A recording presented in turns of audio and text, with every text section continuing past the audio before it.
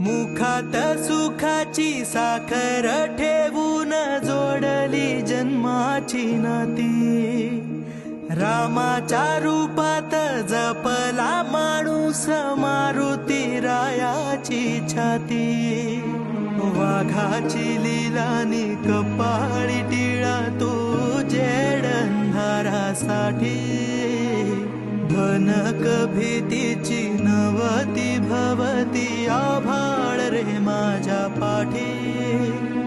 देऊन किनारा मनाच्या होडीचा सारंग हरवला